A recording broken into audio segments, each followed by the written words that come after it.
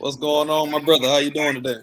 What's going on, bro? I'm doing good, man. Not too bad. Little tired, but I'm good, man. Can't complain. How about yourself? I'm doing pretty good, man. Same here, man. I kind of had a early morning this morning. Brothers like us, we got to get up early and do our thing early, man. You know, Yeah, you do more facts. before 7, 8 o'clock in the morning before than most people do. Most people just waking up, rubbing their eyes at 8 o'clock in the morning. We've already put in most of our daily work. Yeah, you ain't never lied, man. I'd say about normally by 10 a.m., 10:30 a.m. I'm normally like getting ready to wrap up. Probably the most productive part of my day. You know what I mean? So, uh, but yeah, no, you're right, man. Definitely, it hurts. It hurts at times, So like, I'm tired because I didn't go to bed till about 1 a.m. last night, which is not horrible for me, but I definitely didn't plan to stay up that late. But nevertheless, I'm still getting up at 4:30, 5 o'clock in the morning, man, at the latest. So I still wake up and punish myself. I don't allow myself to sleep in just because I stayed up late. So I just deal Hey, with the tiredness. absolutely, absolutely. And I think it's something like I know for myself anyway. My body normally naturally wakes up around that time frame. Yeah, I can yeah, go to bed at 2 o'clock in the morning, and I'll still get up around 5 o'clock in the morning just because I'm so used to doing it. yeah. And honestly, when you get your day started early, it just makes your day just so much more light, so much Oh more man, lighter. You know what I mean? So a lot of people, I think yeah, they need to implement that into their day. Get up a little earlier, and you'll just how much more productive your day can become. yeah, man.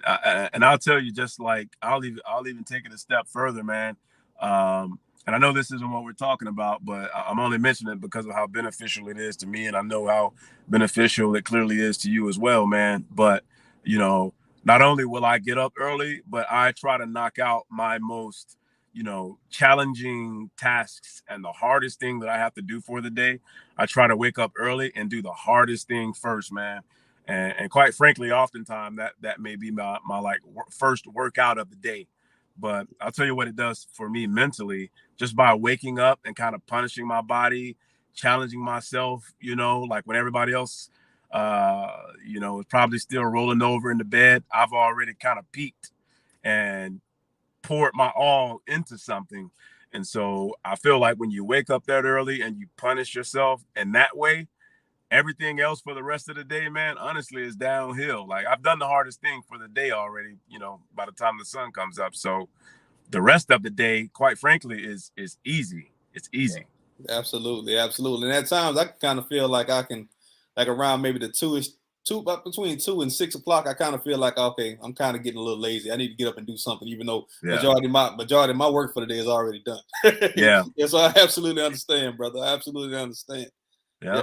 But today we're getting ready to go into a conversation we actually started last week, and that's how you can actually invest into the upcoming, not really upcoming, into the present recession. So, what are Right. your thoughts on that, my brother? Um, I think first is very important that you have the right mindset. Obviously, I know we say that a lot, but you honestly really can't. You can't really say that enough because that really is your biggest asset going into a market like this. Your mindset slash your perspective and how you view the recession. I think you have to have your mind made up about how you're gonna view this type of a market before you start taking the tangible steps or whatnot in order to like build wealth or build your portfolio or whatever. So I think first thing you really have to get under wraps is understanding that you're not a victim of this market. I understand a lot of people's 401ks and their portfolios in general, may be down, by a pretty large percentage, maybe around 20% or so, depending on what you've been investing in. But the market overall is down about 20%. But but you really just have to understand, man, that you're not a victim of this market, and you just prepare your mind to take advantage of it every way uh, possible. So when everybody else is sweating bullets, you know what I mean? You're just executing. You're just executing your Exactly. plan. That's it. Exactly. And a lot of people don't realize about markets like this is markets running in cycles. This was going to happen regardless. Oh Recessions yeah. come. The Yeah. one thing that I worry about the most, honestly, is a depression. If a depression comes, Yeah. Yeah. then that's when everything's really, really going to hit the fan. But a Right. recession is inevitable. It's going to happen in the markets, and markets are going to go down. I think the biggest misconception about investing, period, is that people don't understand that concept, that markets run in cycles. They are bearish and bullish markets. And some markets are a lot more bearish for a longer period of time than the bull market. For instance, in cryptocurrency, right now we're in a bearish market in the crypto market. What a lot of people don't understand is in these type of markets, when the recessions come, this is the time for you to really, really get your strategic plans together and actually start executing plans versus actually sitting still and worrying about everything. You know what I mean? A lot of people focus just on the bad stuff, but look at all the good possibilities you can actually gain right now, especially going into the next bull market. Yeah, facts, man. And I'll say recessions are even necessary. Yeah. You know, corrections, bear markets, recessions, they're actually absolutely necessary. I mean, can you imagine? I mean, granted, inflation does its thing every single year, you know, no matter what, always will and always have. But can you imagine what we would be paying for things had there had the previous you know, recessions and those corrections, you know, not have taken place. So I know a lot of people look at recessions as like almost like a natural disaster. Like, oh my God, it's an earthquake. Oh my God, it's a, you know, a tornado or a hurricane. And it's like this devastating thing that comes through that doesn't really serve a purpose, you know, other than to just come through and devastate the land for, you know, a period of time. You know, and I know a lot of people look at recessions like that and bearish markets because that's the way the news cycle, you know, portrays these, like you said, this very cyclic activity. You know, it comes and goes, but a lot of people buy into the news cycle, man, and fear spreads throughout our country, throughout the world. And then people who aren't really, you know, all that savvy in terms of investing, you know, most people in the market end up partaking in that fear as well. People start pulling their money out, and all those types of things help aid the market to plummet even further. So fear and volatility, you know, is obviously a part of, you know, recessions as well, you know, but when you arm yourself with the tools to leverage such a market, you can actually take advantage of all of that fear in the market. Like just real quick, like, you know, the last recession that we had, you know, the housing bubble and all that, you know, and the market plummeted back in 2008, 2009 timeframe. And there's a lot of people who were, you know, like, oh man, I lost all of my retirement money. I lost my nest egg. I lost this, that, and the other. Well, you didn't lose anything until you sold. Exactly. You didn't lose jack, because the people who were in the know, you know, like, yeah, their 401ks, their portfolios and things of that nature. Of course, it all went down. It plummeted with the rest of the market. But even if they did not take advantage by putting more money and adding and increasing their positions during that last downturn, they still came out, you know, a couple 100% or so ahead of those who pulled their money out. So you don't lose anything unless you sell, you know. Absolutely. But Absolutely. We lost my brother for a minute. But absolutely, you don't really lose anything. You back on, bro?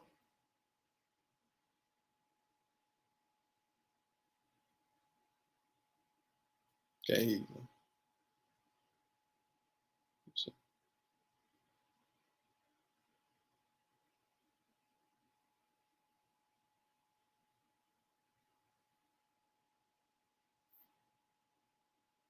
Still can't hear you.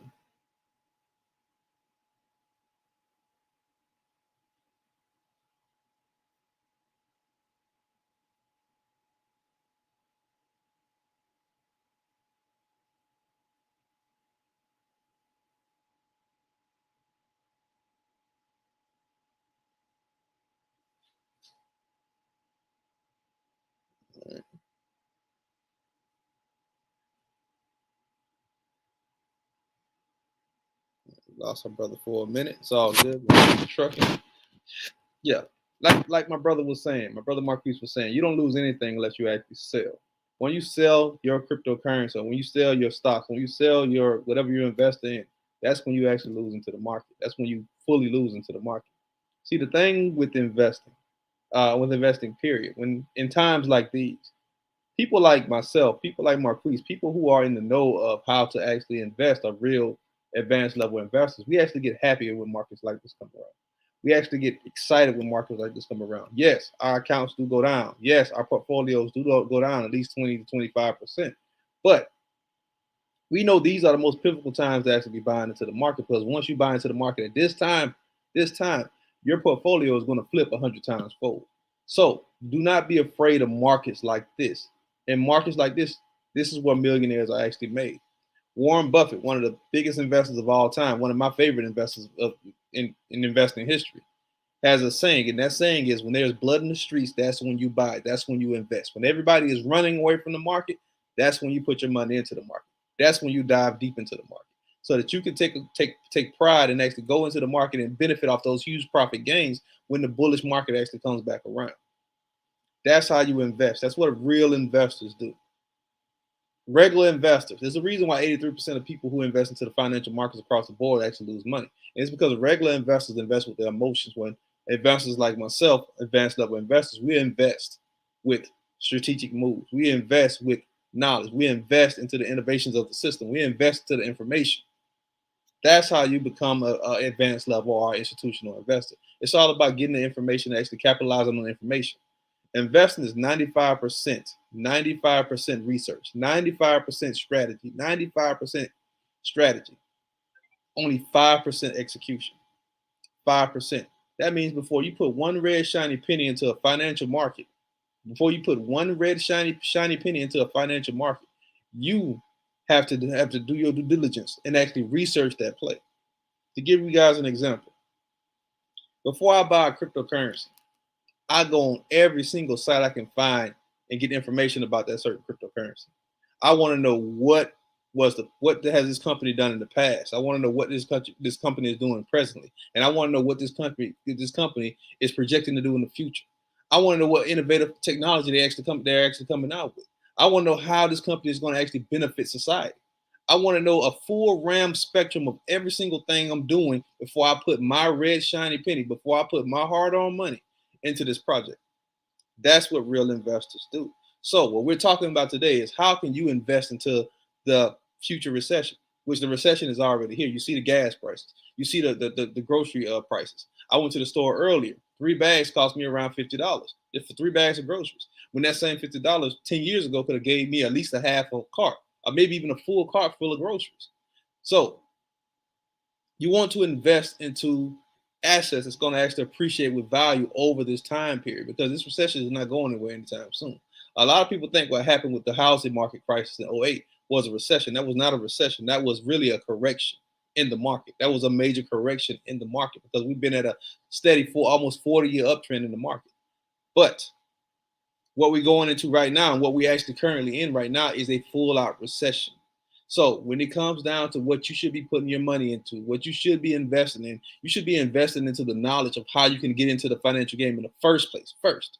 And then you should be investing into assets that's actually going to appreciate with value, and not something that's actually going to lessen your value. Like, for instance, I put a post out the other day and I said, I haven't seen P-Valley. I didn't watch the NBA Finals.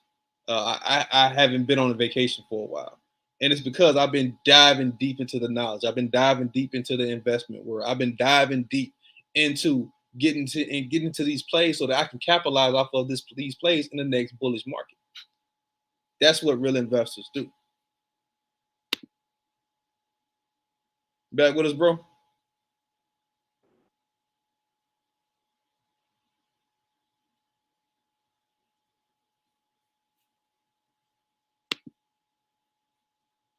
Still can't. I heard you for a second and then went back out. Man.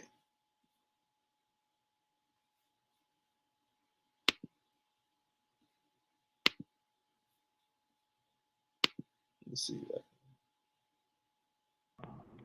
There you go. Okay. Can you also see me? Yeah, I can see you too. Yeah. Okay. Right. So I don't know if you could hear me, but I was getting into how the one way we can actually start preparing for this recession is actually diving into the information on how you can invest in the first place. What are your thoughts on that, bro? I'm sorry, could you repeat just the last thing you just said, man? You said you were diving into, and then you broke up just a tad bit. Oh, my bad. I said I was what I was actually saying right before you jump back on was the best way that you can actually prepare for this recession is by first learning how you can properly invest in the first place by diving into the knowledge, by diving into the knowledge on how you can get into these financial markets. What are your thoughts on that? Oh yeah, absolutely, man. That's the foundation of of it all. I mean, quite frankly, you can't really do anything without that because one of the risks, um, well, I won't even say a risk, but one of the things that will cause such a market as this to seem so risky is because of how volatile, bear type markets are. Like from day to day, they can be very volatile as a bunch of fear enters the market or whatnot. And even though things may swing wildly during the day in bear markets, like right now we're seeing a lot of the market as a whole may go up a couple points today.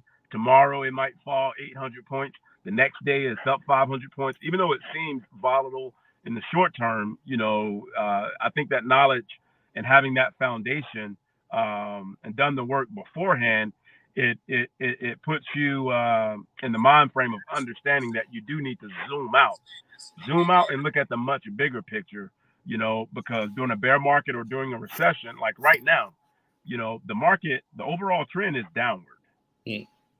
The overall trend is downward. Even though we may gain 5 or 6, the Dow may gain 5, 6, 700 points on any given day. And I know a lot of people get excited when they see that temporary upward momentum, and then they may start taking long positions in the stock market, only to have that position turn upside down on them, within a matter of days. So, but like you said, and to your point, man, that's the importance of understanding and having some type of a foundational knowledge of how the market moves as a whole, and specifically how it moves long term. So, like, I'll just give you an example, man. I'm not. I mean, so I'm doing two different things right now personally. So I'm still trading every day or most days, and then I'm also investing long term. Everything that I'm investing in right now long term is doing exactly what we've been talking about, which is basically going long, buying low, which is the very basics of investing, buying low and selling high. So while everything is on sale right now, I'm averaging in and adding more and more money to my positions, buying at these lower and lower and lower prices, and these are long-term plays, obviously, right? So I may not get the profits that I'm looking for maybe a year and a half to 2 years, from now. But in the short scheme of things, from my trading strategies that I use every day, I'm not buying anything long. I'm only shorting. So granted, today, let's say before the market closes here in a few hours, um, you know, the market, the Nasdaq, the Dow, the S&P 500, it may very well go up 500 points. And I may appear to be down, temporarily, but that's only because all of my positions that I'm taking currently, from a trading standpoint at least, is they're all bearish positions, because no matter the temporary up rallies from day to day, the overall trend of this market right now is still down, without a doubt, right? But you first have to have some type of a foundation and understanding about how the market moves before you can even put together a strategy, really and truly. But one thing that you said a moment ago, back before I started having connectivity issues, is dealing with the average millionaire. I think a lot of people don't realize, and I think social media and media in general just kind of messed this up for a lot of people. But a lot of people, when they think millionaire, they think doctor, lawyer, they think of a celebrity, or someone who's won the lottery, or maybe had a sizable inheritance or something like that. But man, the average millionaire is the grocery store worker, it's the school teacher, it's the plumber, it's the small businessman who only clears $50,000-$60,000 a year. Uh, the average millionaire has never even had a single year of earnings of six figures. The average millionaire has never even made $100,000 in any given year.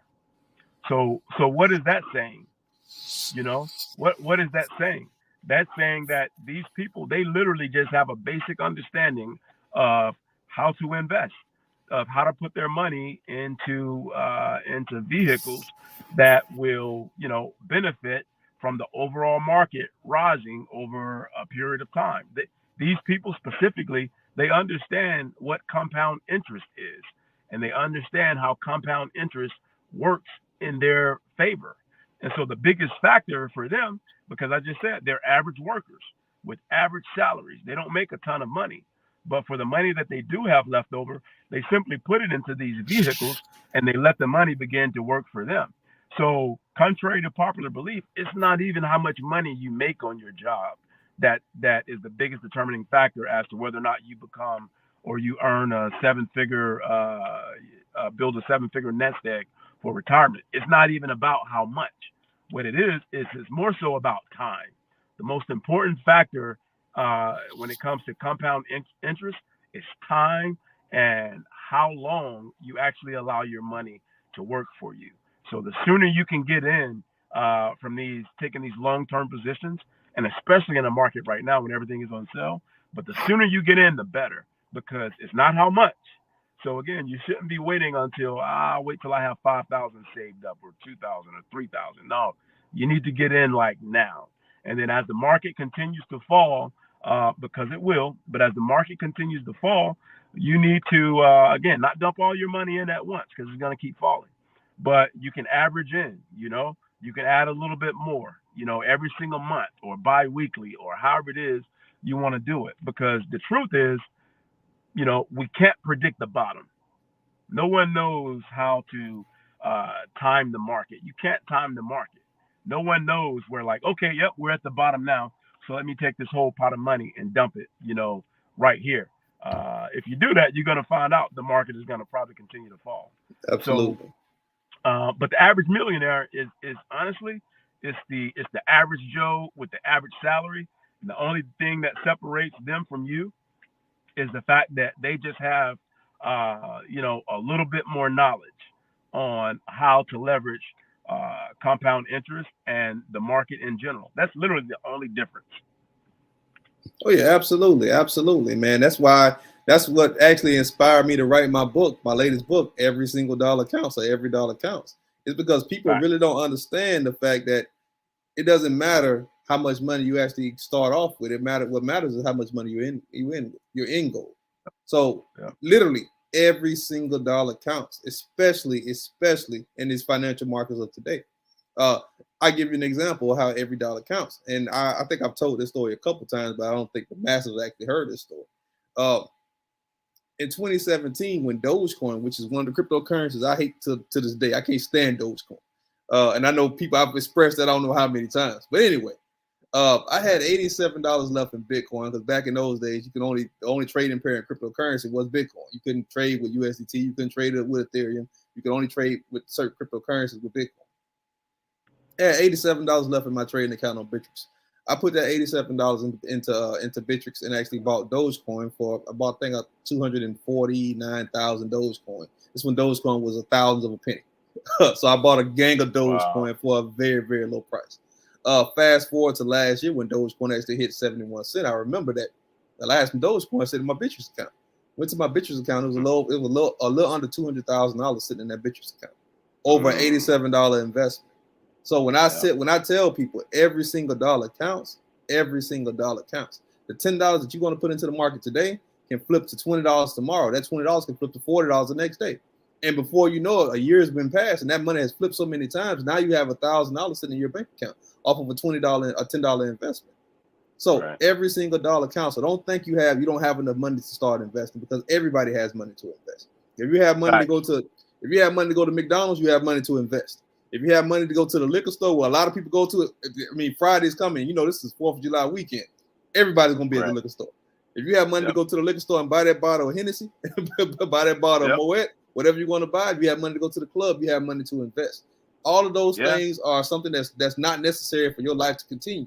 But what is necessary for your life to continue is for you to actually invest into yourself. So what I always say, once you learn how to invest into the financial markets. Investing is a lifestyle, and start implementing it in every single aspect of your life. You start investing into your health. You start investing into your spirituality. You start investing into your future. You start investing into yourself. So every single dollar counts. What you think about that, bro? Hey man, I mean, you put a nice bow on that, man. And it's true. Every single dollar absolutely counts.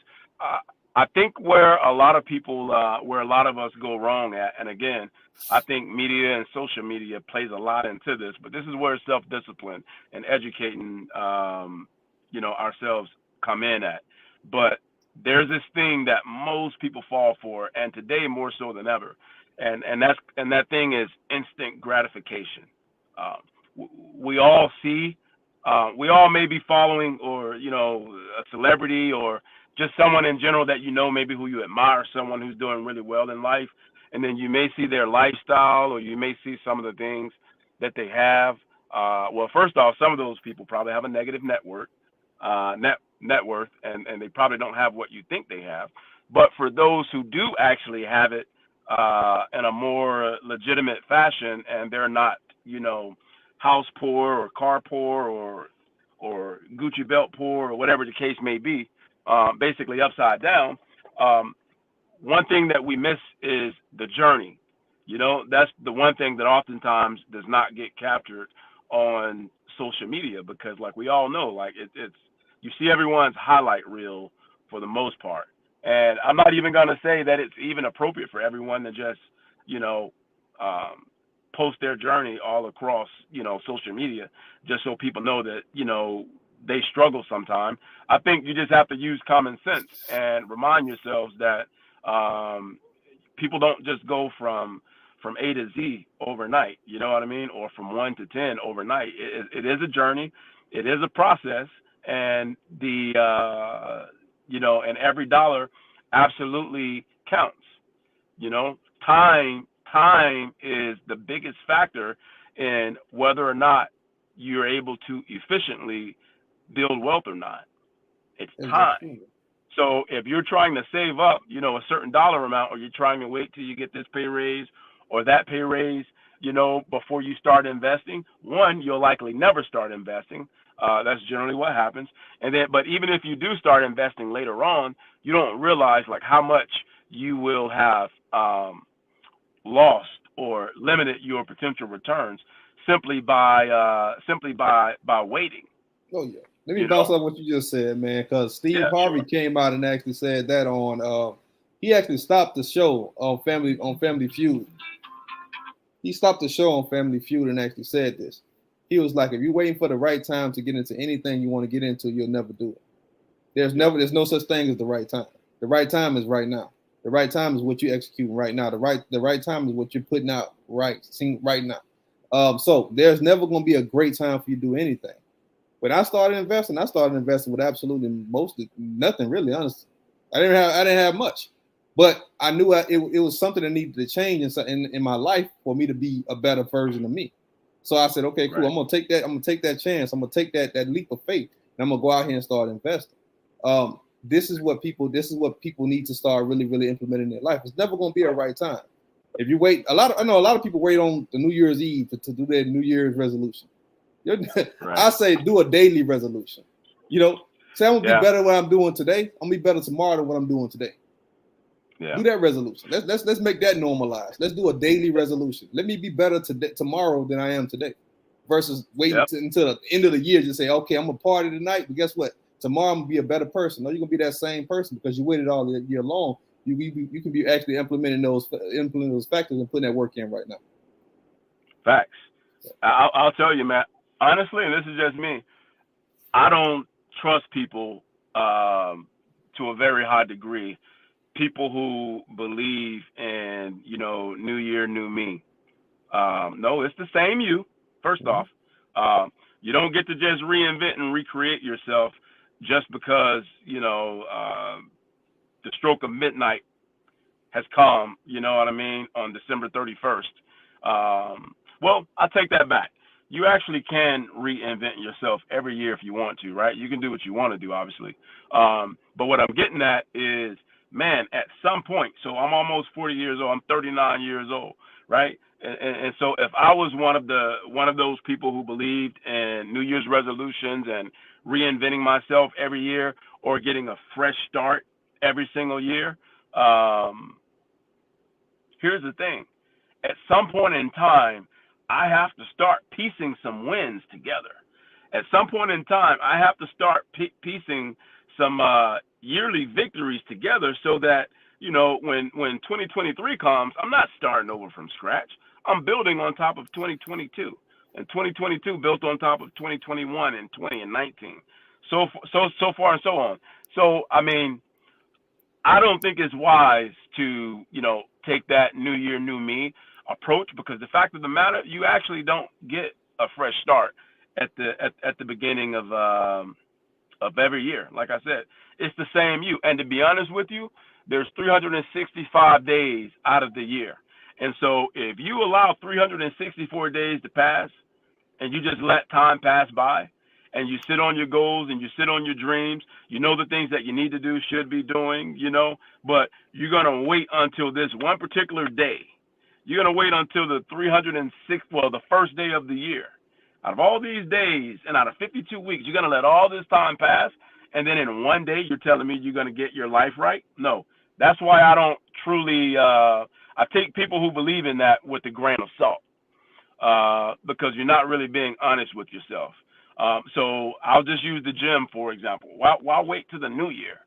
If you know it's something that you need to do now, like, why wait until the new year? If you were serious and if you were doing it for the right reasons, and if you had a big enough why for your goals, there's no way you would even be able to wait until the new year. You know what I mean? So like you said, man, perhaps have daily resolutions, weekly resolutions, take action.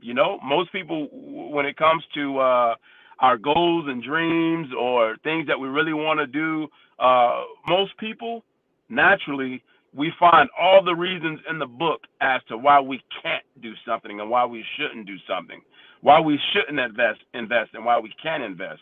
Oh, I don't make enough. Oh, I don't have the time to study and read up on all these things because, I have to provide for my family. We find all the excuses in the book and all the reasons why we shouldn't do something, instead of looking for and finding all the reasons why we absolutely should. And so I'll take that into another thing. So if you don't have the money to invest right now, even if you feel you don't, have the money, for one, you can do like Cliff said. You can, stop spending money here or there, maybe on some of the luxuries, maybe cut back somewhere. I don't know, maybe cut the cable off, right? Maybe stop watching so much TV.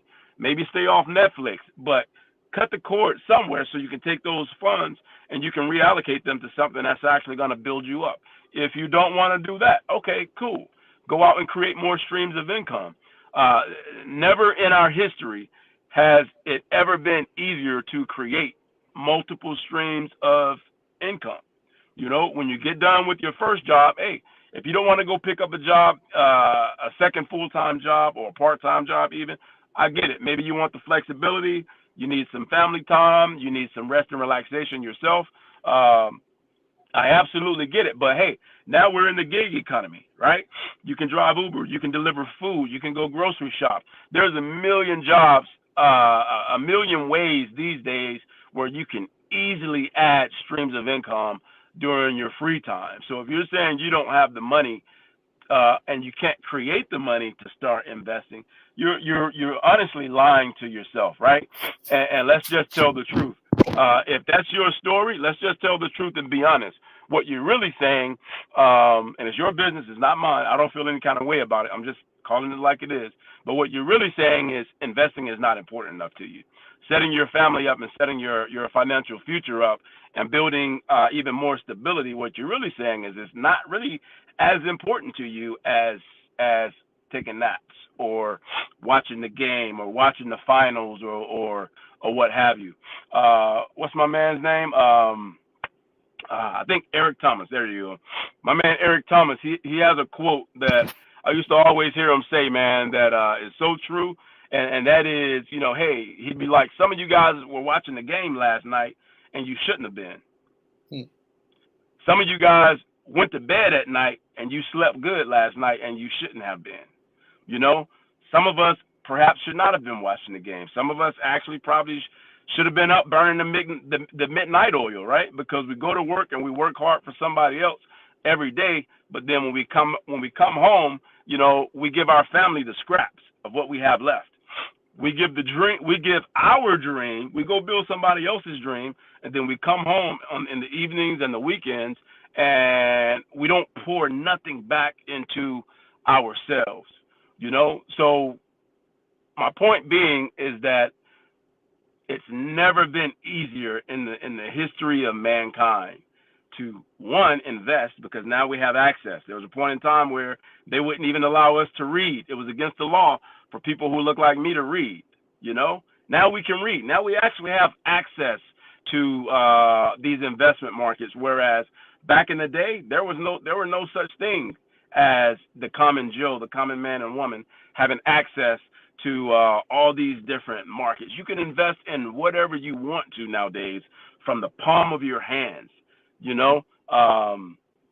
but at the end of the day, man, we have to all have a big enough.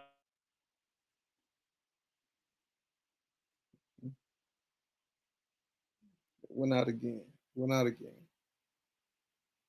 Absolutely, man. You back? All right. Okay. Yeah. So we all have to have a big enough why, man. Go ahead. I got something else I want to say, man, but I'll bring it up here in a minute. All right, cool. Just to bounce off what you just said, absolutely. People, it's not that important for people to actually invest. But I'll take it a step further. It's not that important because people, let's be real, you're too lazy to invest. Point blank period. You're too lazy to invest. Right. Investing is not something that anyone can do. It's something that everyone can do. Listen, they have apps like what's called Acorn now, where you literally just swipe your debit card and it automatically invest the money for you. So you can't say you don't have the time or the effort or the patience to invest when they have apps that are specially designed for to ease you into investing. Most of us have a 401k. You don't even know you're investing in your 401k and don't even know it. But the difference with a 401k versus you actually investing yourself is you don't know what your 401k is actually investing in your benefit. Yep. That's why a lot of people are jumping off businesses and stuff when 2008 actually happened. Yep. Facts, bro. Facts, man. And most people who have a 401k, man, like you said, they take the hands-off approach, and they have no idea just how bad they're being ripped off, right? Because if you're not controlling what your 401k is being invested in, what's happening, I'll tell you exactly what's happening. What's happening is your company, your corporation, they're partnered with other financial institutions, and these other financial institutions, they come to the table, right? Because they know that most of their employees are going to take the hands-off approach, because investing, it seems so intimidating, and it is for a lot of people, right? But man, do people pay a cost for that? These other institutions will come to the table of your company and say, hey, let us place our fund inside of your 401k as an option for your employees. And basically what will happen is, we're going to make all kinds of money off of your employees pouring money into our fund, into this investment.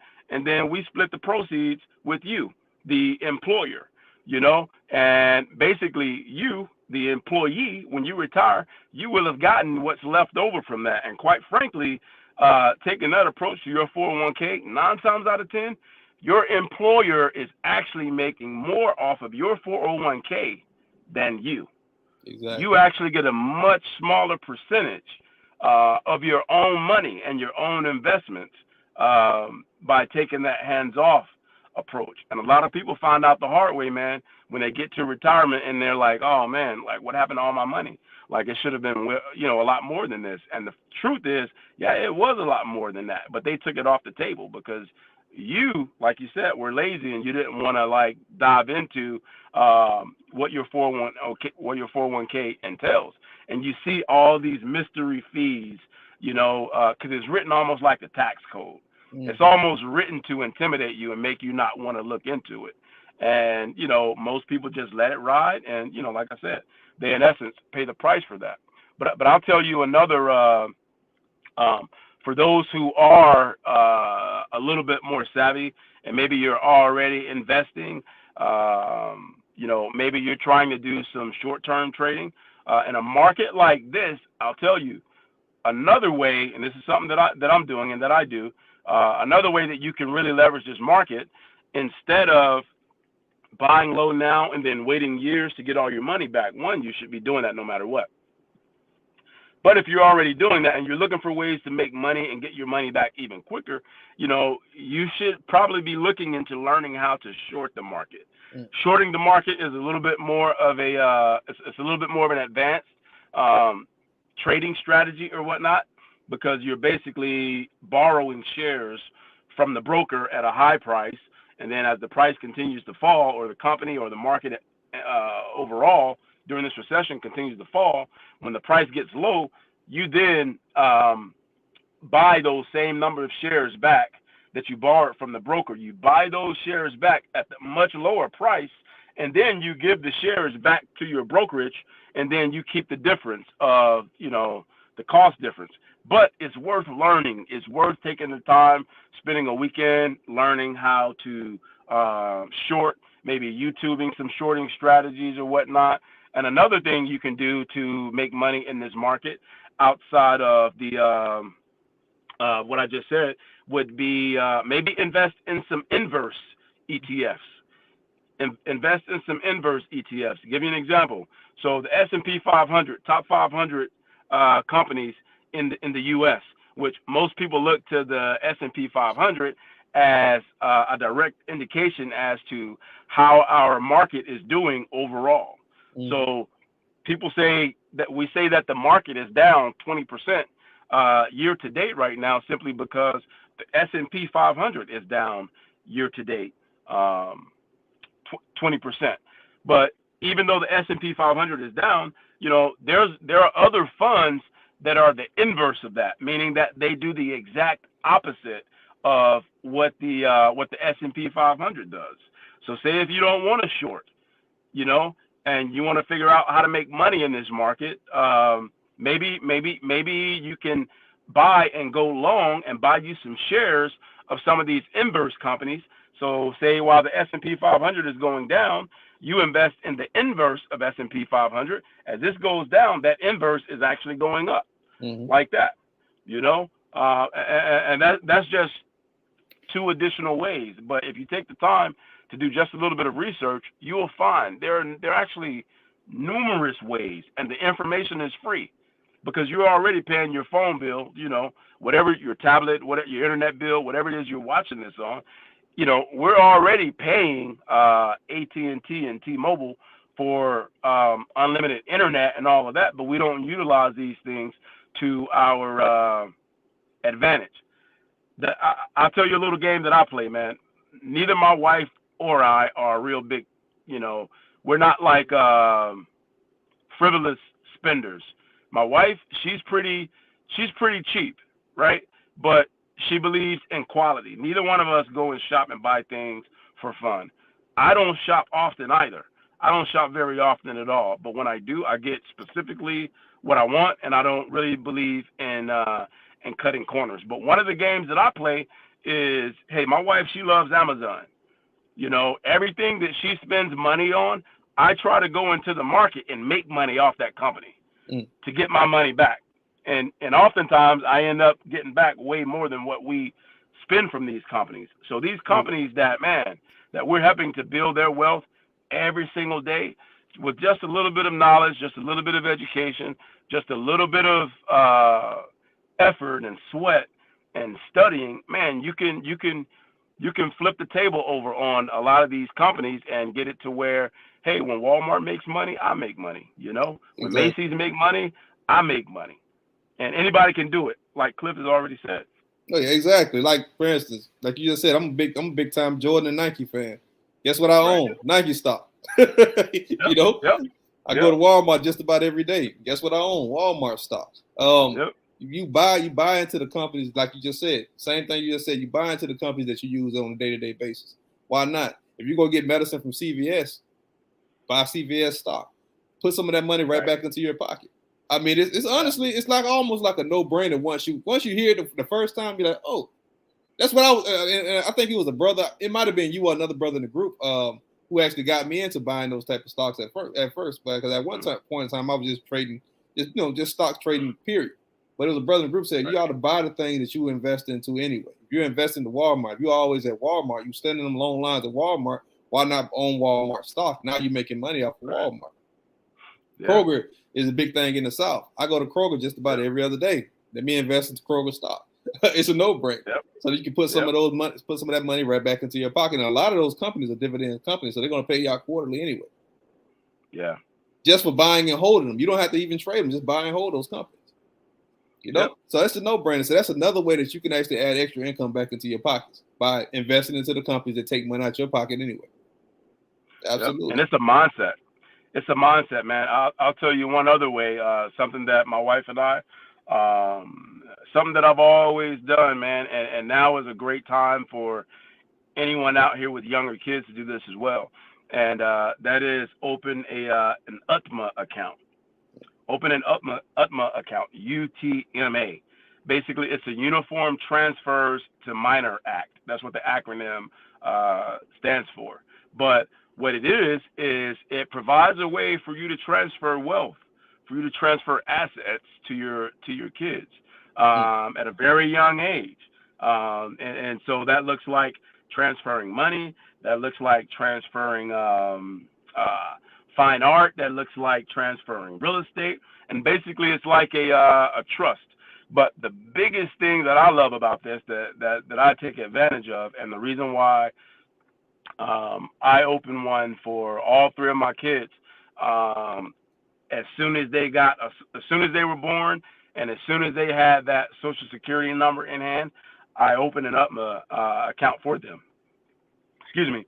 And what it is they basically have their own brokerage account. Mm.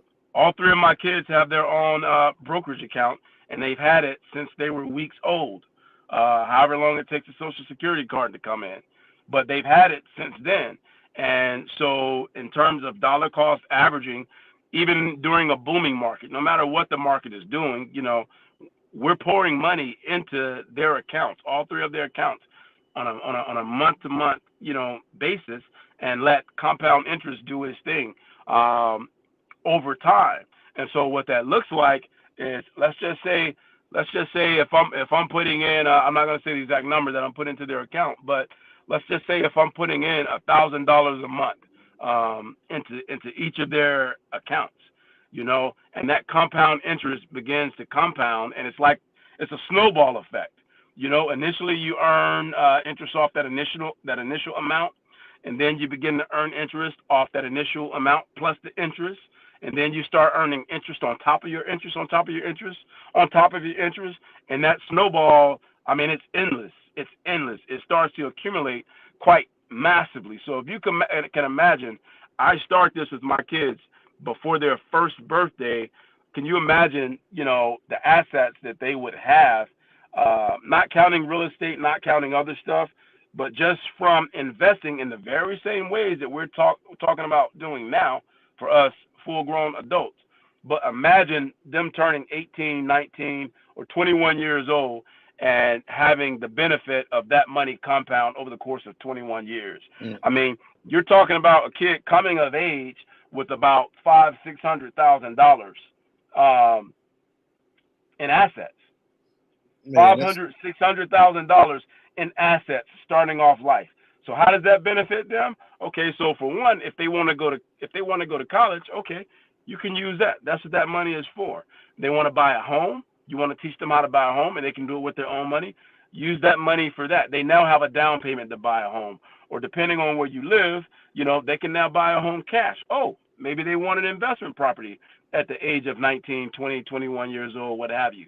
You can use that money, for that. But the goal, like for us, is, my oldest is only 4 years old. But as soon as he gets to the place where he can retain, and I'm already like whispering in his ear, but as soon as he gets to the place where he can really retain everything that comes with being an investor, I'm going to start teaching him and all of them as early as I can, because I want for them to start managing their own accounts. You know what I mean? Start managing these things for themselves just with my oversight. And by the time they become of age, and this money legally becomes theirs, and they can technically do whatever they want to do with it at that point. But hopefully, I will have ingrained the right things in them, the right mindset, the right perspective, mentality, and all those types of intangible things in them, so that they will take that and then they will continue to build on top of that. I'll tell you another thing that does. A kid starting out life at the age of 21 years old, understanding what it means to invest, understanding the value of time, money, understanding what it means to go after their dreams, you are now not tied to having to spend the best years of your life working for someone else building their dream. You can now go get a job if you want to work. If should my kids want to work, you can now go get a job doing what you actually want to do. And no matter what the salary is for that job, you're still building wealth no matter what. Absolutely.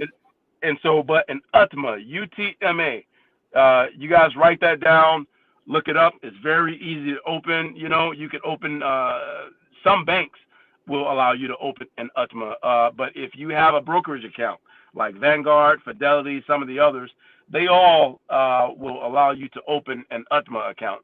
And it only takes minutes. If you have a brokerage account yourself already, it only takes minutes. All you need is your kid's name, birthday, social, basic information, and then you open the account like that. And then during times like this, in such a downturn, you pour that money into your kid's account, and you may see another 2 recessions between now and my kids becoming of age.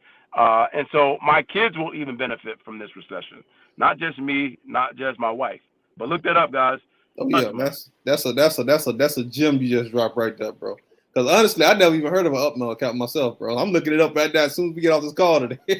Yeah, man. I never heard of that. I know my girls have their own account set up, mostly in cryptocurrency, of course.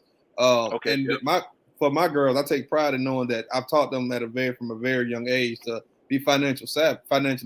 Yeah. So they know more financial literature than most adults do, right? And you should see, my 2 youngest are 9 years old. You should see the conversation they have with adults sometimes. It's kind of mind blowing. but I'm definitely gonna look into setting that up, man, because that was just a jewel right there dropped in itself. You didn't hear anything else we talked about in this entire call. Definitely look into that right there. Like, definitely look into that Upma account. Hey, that's what's up, man. So yeah, absolutely, man. And the only thing about it, which you'll see also when you look it up, but and that's the fact that this will be in your kid's name. So when you set up an UTMA account and you start putting money into there, and you're basically investing in the market on their behalf, but everything that you make, it belongs to that kid. You can take money out and you can spend it. However, the money still has to be spent on the kid, maybe school supplies, school clothes. You have to be able to show that money that you took out of there was spent on things for the kid, just in case you get audited. But that is legally becomes your child's asset.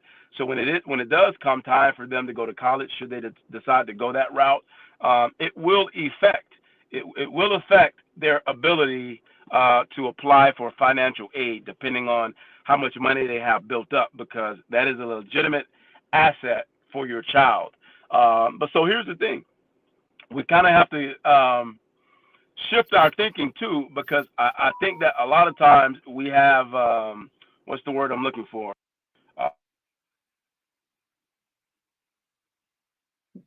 brother went out again.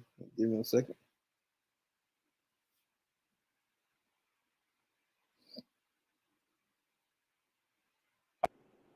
Still there, There you bro? go.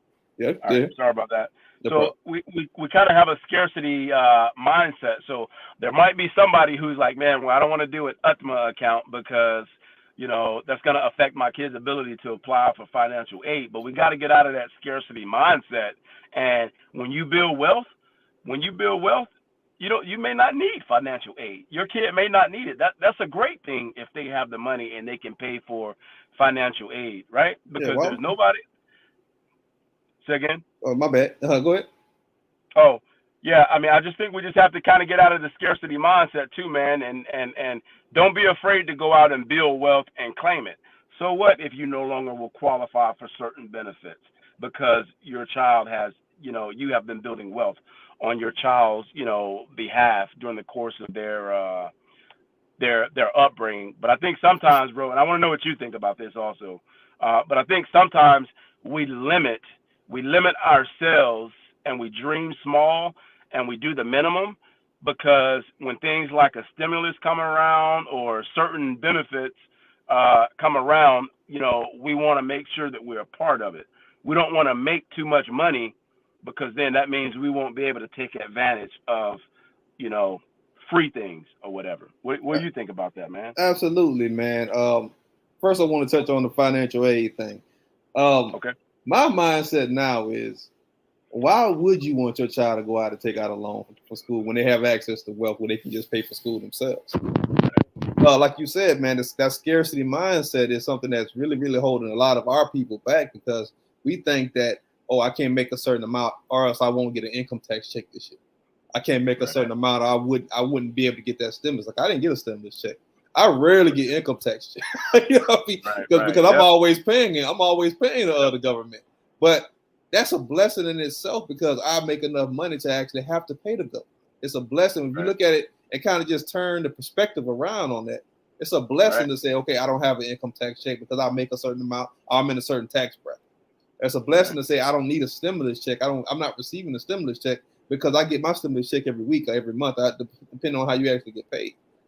It's a blessing to say, okay, cool. I don't need to go out here and have a financial. I have my children have financial aid. It's going to put them in debt off top, starting off life in debt with financial aid. Now my child can actually pay for their college tuition themselves.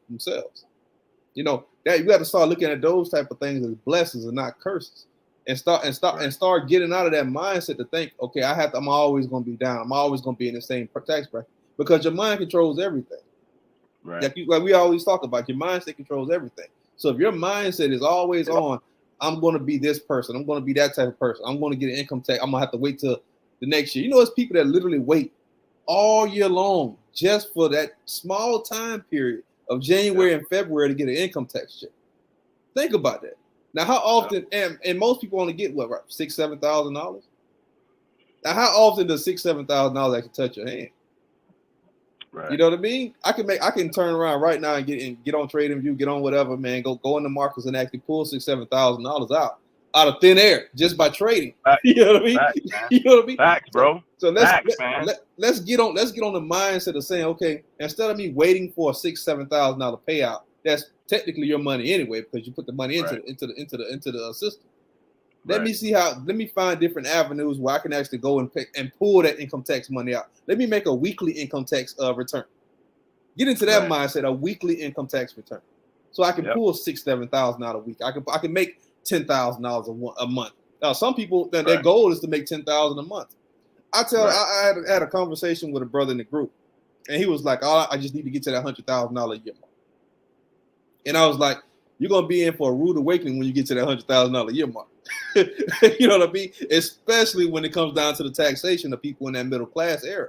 So you're gonna be into a rude awakening. So once you get to that $100,000 mark, you'll say, okay, cool. This is not that much different from me making $56,000 a year. Right. Now I got to go into the next echelon. Let me get to the $200,000-$300,000 a year mark. And once you get up to that level right there, you're still gonna be like, well, this ain't what I thought it was.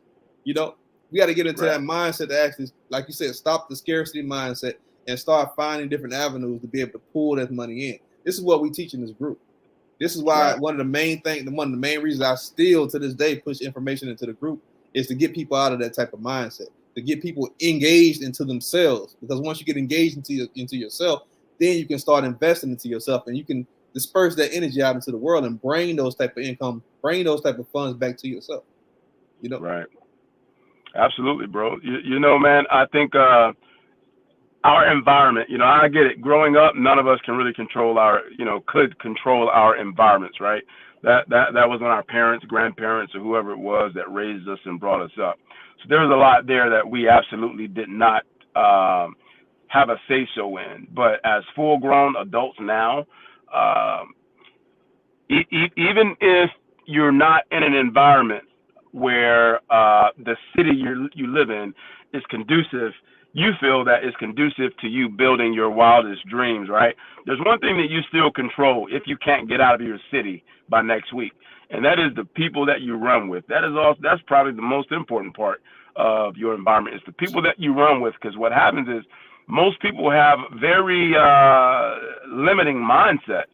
And chances are, if you run with those types of people, you do as well. You likely have a very limiting mindset as well. And so a lot of people, you know, are chasing, you know, like you said, that six figure, have a goal of, I just want to make $100,000 in a year. But I'm going to tell you how powerful your environment is and can be, and how it can rub off on you. Now, if you were to remove yourself from your current situation, environment, and your current circle, and you were to run with people, who were seven-figure earners or high six-figure earners or whatever on an annual basis, you know, you'll find out that people are making what you just said, that 100K. People are making that in a month. A lot of people, quite frankly, are making that in a day. Mm-hmm. Like, all these things are possible, and honestly, it's not even hard.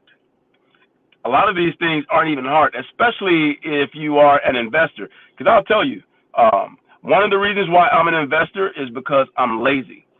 I am absolutely lazy. And I'll tell you specifically how and why I'm lazy. I'm lazy because I don't believe in working hard for other people. I absolutely believe in working hard, but I'm lazy when it comes to working hard for the benefit of other people and for other people's families. What I'm getting at is basically an employer or corporations or institutions. In that sense, I'm lazy.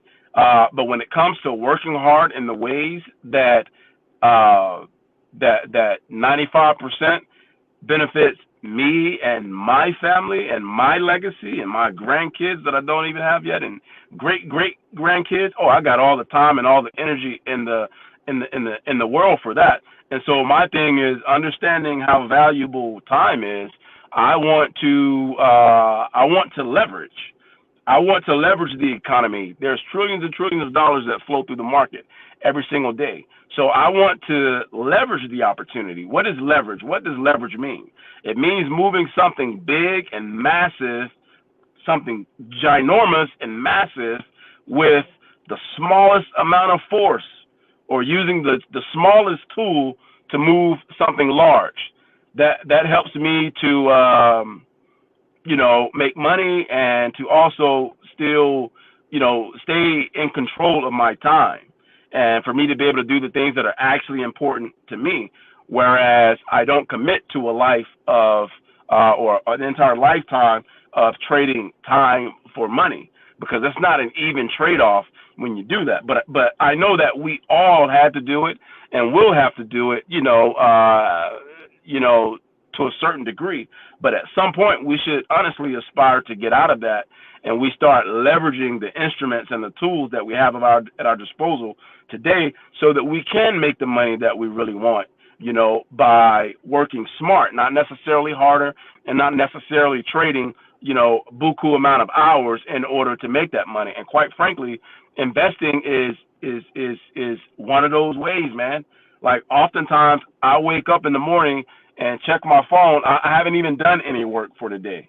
I'm looking at positions from yesterday or things that I entered maybe a week ago, and I let it sit. A lot of times, man, I wake up in the morning and I have alerts on my phone. I wake up to a couple $1,000s, man, and I haven't even done anything. And then I go about my day. Like I said, the hardest thing I do on most days is probably my workout. Going on a run. That's probably like the hardest thing I do on a day-to-day basis. But the caveat to that and the catch is that I also did years and years worth of work and research and educating myself so that I could understand how to leverage and how to utilize, these tools. So back to what I said earlier, it doesn't come overnight, but at some point you got to start.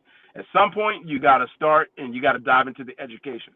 Screw it. Even if you don't make a dime in this market, maybe this isn't your market to make money out of. Maybe what you need to focus on is the education piece and don't have FOMO. Maybe you need to just let the money go this time. I don't know.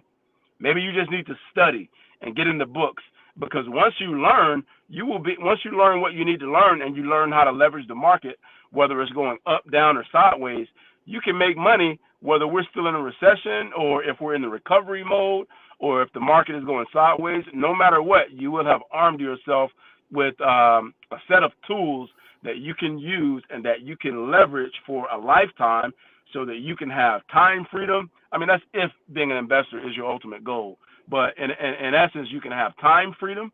You're in control of your own time. I don't even have a watch on right now. I don't care what time it is. It don't matter. You can have time freedom. You can have location freedom. You can be where you want to be, when you want to be there, for how long you want to be there. You can retire your spouse, your parents, whatever your financial goals, aspirations are. You can help people. You can do all these things, and it's all possible if you just arm yourself with the tools, buckle down, and treat it like going to college. Treat it like a lot of people treat it when they're working hard to get that degree so that they can say, oh, I graduated from Yale or Harvard. Treat educating yourself in the markets, treat it just like that. Because to be honest with you, the payoff, quite frankly, is far more great. It's greater than what you could get working on anybody's job, because you get your time back, you get all this freedom back. Oh, and of course, you get to make, as much money as you decide to make based off of how much energy and effort you put into these things. And one last thing, bro. I'll tell you what I love about the stock market. The stock market has no idea that I'm a black man. It has no idea that I'm a black man. It has no idea that I'm an African American. It hasn't a clue, and it doesn't even care, right? And so, to me, that was also one of the driving things that made me really want to get into investing. I'm in other forms of investing, but stock market investing in particular is I have no face in the market. Totally pseudo. The market rewards you for the work that you put in. It rewards you for the work and the effort that you put in, and the market doesn't even say, hey, Marquise, you need to sit down and you need to put in 6 hours a day if you want X amount of money. The market doesn't require you to sit there a certain amount of times. Just like, Cliff said, man, he can go pull money out of thin air, out of the market right now. He absolutely can. You can do the same thing. I can do the same thing. We both do it every single day. Just leveraging what you know, making money off of what you know versus what you can do for somebody. But I understand we all got to start somewhere. We got to work. We got to build capital and security and secure our families and all that. So I'm not saying go quit your job and do this, but I'm saying that being sophisticated and not overly sophisticated, but just being a knowledgeable investor, like, man, once you understand that, nobody can take that away from you for the rest of your life. Absolutely. So it's worth it. It's worth it. Absolutely. And it all starts with the education. It all starts with you getting the education of what you're going to get ready to do. And you can get the education literally right here inside of this group. Literally right here inside of this group. We've been teaching this same education for the last 2 years. Over 2 years now. So you can reach out to a brother that's in this group. Reach out to me if you need to. Reach out to anybody in this group that seems to know what they're talking about. And you can hit me up directly, and I'll let you know what the brother know we talk about, because there's a lot of information I've had in the group. A lot of information doesn't get in the group, to be honest. Right. But reach out to somebody and get the education behind whatever you want to get in, whether it's options, whether it's short in the market, whether it's stocks, whether it's crypto, whether it's real estate. You name it, we got people in the group that can actually help you do this. So reach out to somebody. get up under somebody and get up under somebody's tutelage. Let somebody teach you how to do these skill sets so that you will have an asset that can continuously write you a paycheck every single week, every single day, every single month. Yep. That's basically what we do when we get into the financial market. We write our own paychecks. Yep, facts. Absolutely, man. Absolutely. I want to say one thing about courses real quick, man. You know, like I know that everyone knows that, you know, Clips, he puts his course out there often, you know, so that no one misses the opportunity to, you know, step their game up and get into the markets. But, you know, I know a lot of times people are turned off by the price of courses. A lot of people can't see beyond the price, right? And I shared something with Clifton, you know, and we've actually talked about this on more than one occasion, but the value of information, specifically when it comes to learning how to invest in and trade the markets and make money, have a stream of income, building a stream of income that will last you for a lifetime just because you're using what you know versus what you can do on a job. Understand that no matter what price tag someone who has a legitimate course and legitimate information, beneficial information to pass, understand that no matter what price a person puts on that, on their course, it will always be a great deal for you because you pay a one-time fee. You pay a one-time fee to get a skill set that basically lasts you a lifetime, right? You pay just think about that, right? I think Cliff's course is about to go back to is it 2,000 or 3,000, bro, if I'm not mistaken? 2,000 is going back to the original price of 2,000. I was charging people 2,000 from 2017 on up.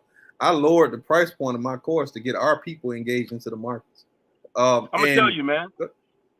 No, go ahead, bro. Go ahead, man. Oh yeah, and since that time, I gained a few students off of it. And I appreciate every last student I actually gained. But when it comes down to it, when people start not valuing the information that you put out, then you got to go ahead and go back up and move in a different direction.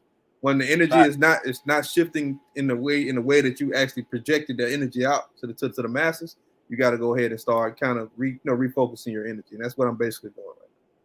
Facts, and you got to know, man, like for Cliff's course and anyone else who has a legitimate course out there who people are actually benefiting from or have benefited from, you got to know, man, it's invaluable. And $2,000, even if you don't have it in your pocket right now, you got to understand in the grand scheme of things, man, that's chump change.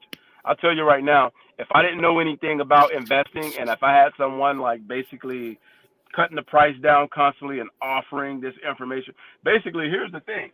A lot of times people are of the mindset, they think that the person who's creating the course, they're doing it just to make money. Well, of course, a lot of people are, but for the people who are doing things legitimately for the right reasons, for educational purposes or whatever, like you got to understand, you stand to get far more out of the knowledge than the educator will ever get from. I mean, I don't want to minimize it, but from your little $500, from your little $2,000 that you put in, you got to understand, man, that's not a whole lot of money in comparison to everything that you can earn from that information. I've paid for courses over the years as well. Matter of fact, I'll tell you, I've paid thousands of dollars just for little nuggets. There was a course that I bought once. There's this one person who had a strategy that I was interested in, and granted, me already like having had a good deal of knowledge as far as trading and investing and all that. I invested in this person's course. I think I paid maybe $5,000. I think I paid like $5,000 for this person's course. I went through this 2-3 month long course. I didn't skip over anything just because I knew most of it already. I read through everything. I went through all the videos. I went through all the coaching calls. I went through every aspect of this person's course.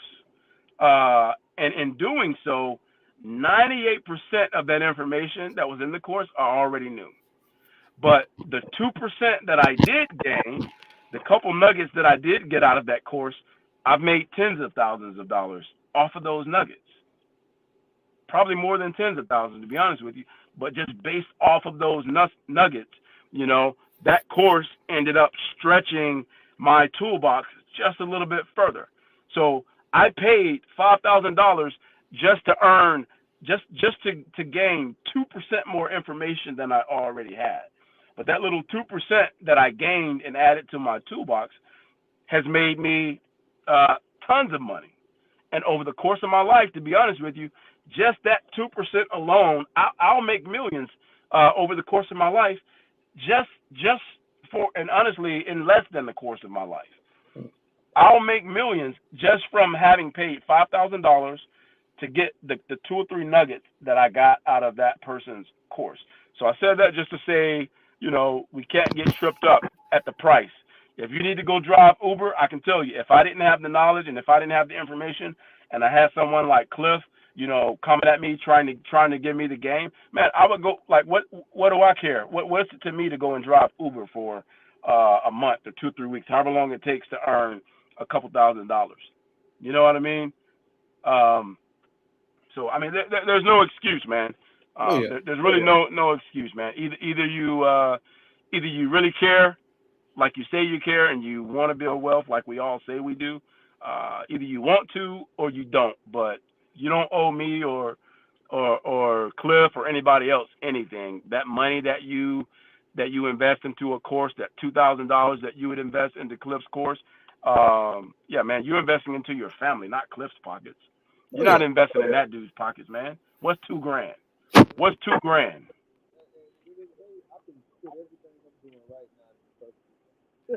You know, but I do it for the people, and I tell people that all the time. When people hit me up and they want me to sell them the course, I'm not selling you. I'm not selling you a damn thing.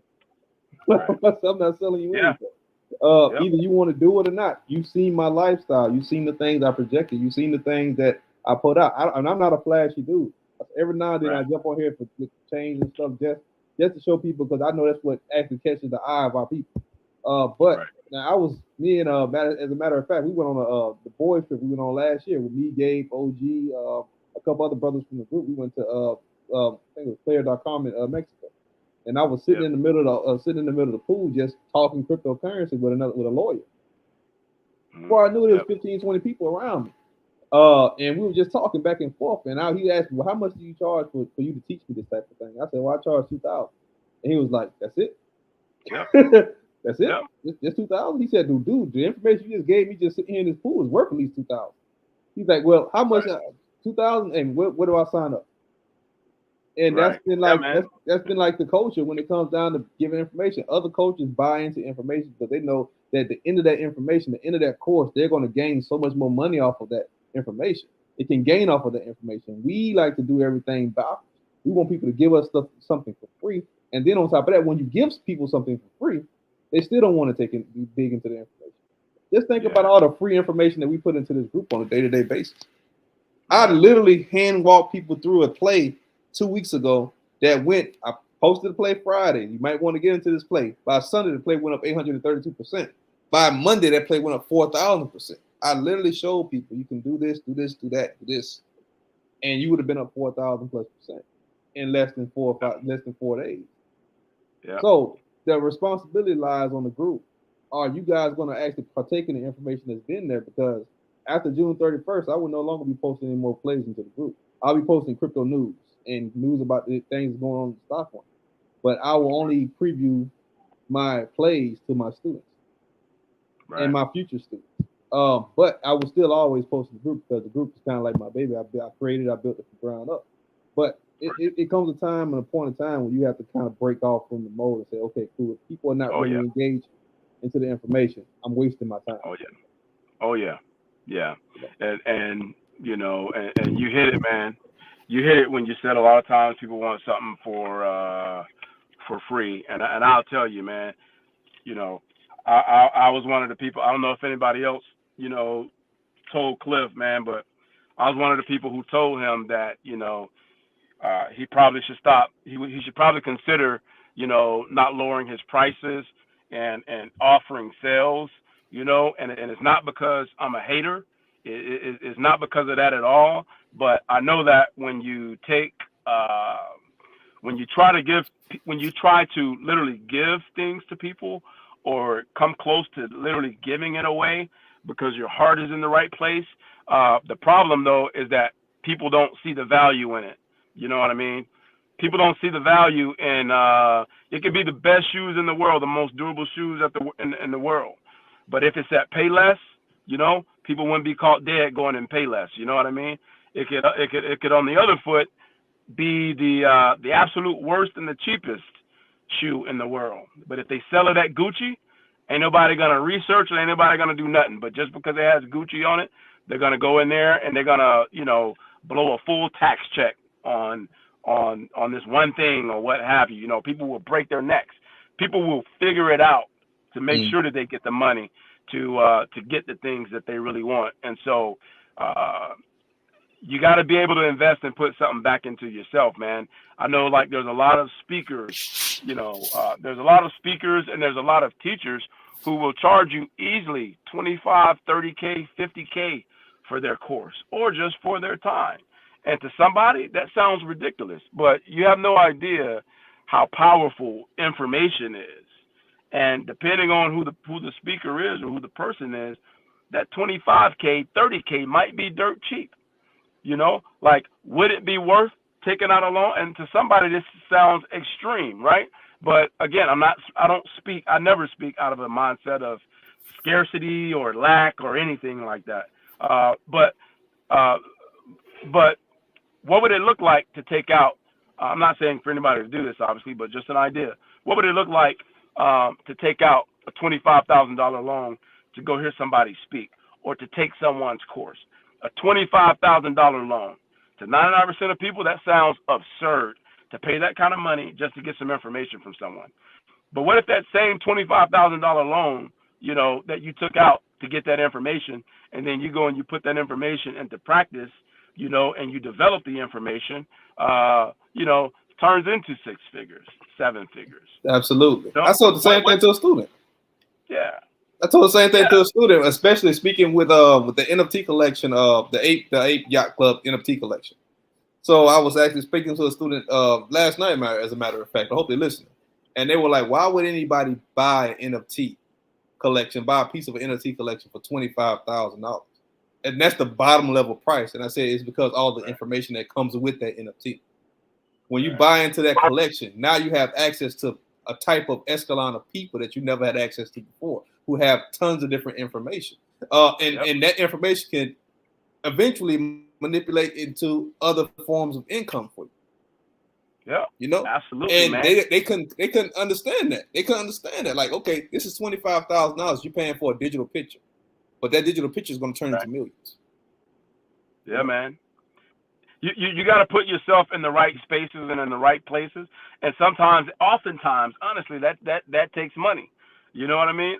Like my wife and I, man, like we've invested in real estate. Like I have a couple properties that's actually worth over $1 million. The first one that we got, man, I mean, really nice gated community.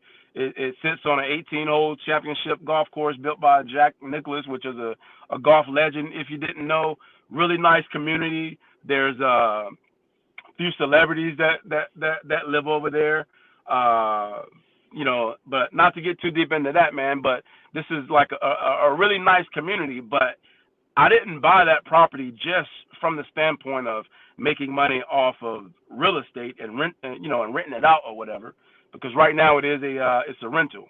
But in any case, I didn't just do it for the standpoint or for the purpose of making money off of real estate. You got to understand the type of people who would live in a community like that.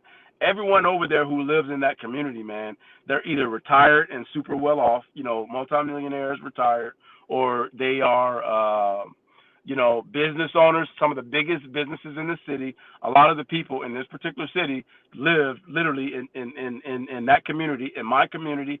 And so we're surrounded by all these people with humongous ambition, people who are doing really well. So there's a wealth of knowledge within this community. And literally just living in that community has opened up, opportunities for me. There are certain ways and avenues of investing that you can't get in unless you know someone. Give an example: becoming an angel investor, being an accredited investor, which basically means in order to become an accredited investor, it basically means that you have a net worth of at least 7 figures, at least $1 million. But these angel investment groups, you can't just look it up and get into them. You can only get into these groups by referral. And basically what it is, you have all these different people with tons of money. They're investors, but they got their money in different ways.